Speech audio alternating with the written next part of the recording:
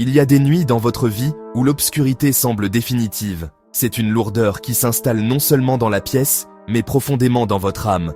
Une minuit spirituelle où tout espoir semble s'être tu.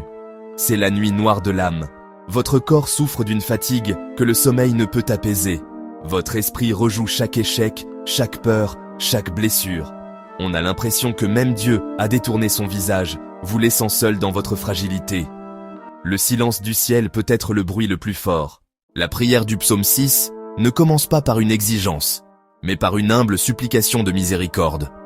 David murmure « Éternel, ne me réprimande pas dans ta colère, et ne me châtie pas dans ta fureur. » Il sait qu'il est en période de correction, sentant le poids de la main de Dieu.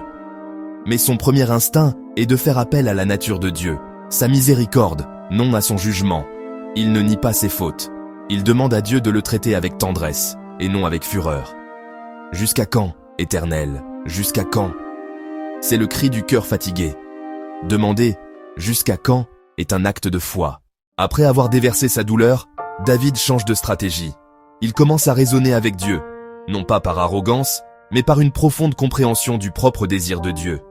Parmi les morts, personne ne proclame ton nom. Qui te loue du tombeau? Dieu, mon but est lié à toi. Je vis pour te donner gloire. Si tu me laisses mourir, une voix de louange sera réduite au silence. Sauve-moi, afin que je puisse dire à tous combien tu es grand.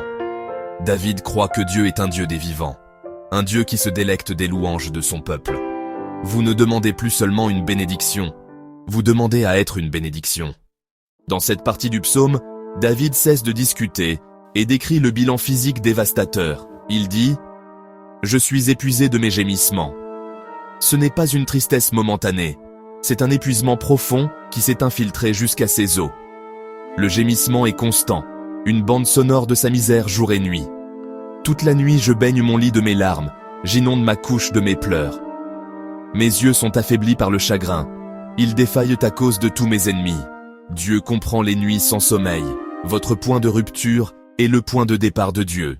Juste au moment où l'obscurité semble absolue, quelque chose de miraculeux se produit.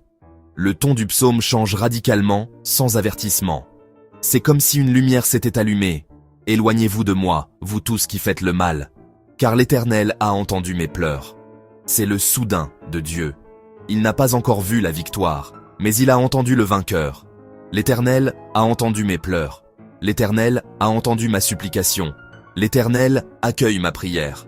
La percée était dans l'assurance d'avoir été entendue. Il a commencé à commander à ses ennemis de fuir, leur défaite déjà scellée au ciel. La supplication devient une proclamation de louange. Au chef de chœur, sur instrument à cordes, selon la chéminite. La chéminite est souvent interprétée comme sur la huitième, peut-être une octave inférieure ou un registre grave spécifique. Il était destiné à être chanté sur un ton grave, solennel, profondément résonnant. La musique reflète la gravité de la souffrance. L'Éternel a entendu la voix de mes pleurs. Vos larmes ne sont pas silencieuses. Elles sont un langage que le ciel comprend parfaitement. Quand tout ce que vous pouvez faire est de pleurer, vous n'êtes pas silencieux. Chaque larme est une prière mise en bouteille, un message enregistré. Dieu ne se contente pas de voir vos larmes, il les entend. Le psaume 6 est finalement une histoire d'alchimie divine. Dieu prend nos larmes, nos peurs, nos échecs et les transforme en quelque chose de beau et de fort. Le voyage commence dans la poussière et se termine dans l'autorité spirituelle. L'ingrédient secret est de venir à Dieu tel que vous êtes. Premier des 7 psaumes pénitentiels, modèle de vraie repentance. La repentance, c'est courir dans les bras de la grâce. Le soudain se produit souvent dans le cœur avant les circonstances. Votre percée dépend de la fidélité de Dieu. Que ce psaume soit votre échelle pour sortir du gouffre. Laissez vos larmes couler, car elles ont une voix. Votre lit de larmes n'est pas votre destination finale, c'est le lieu sacré de la miséricorde soudaine de Dieu.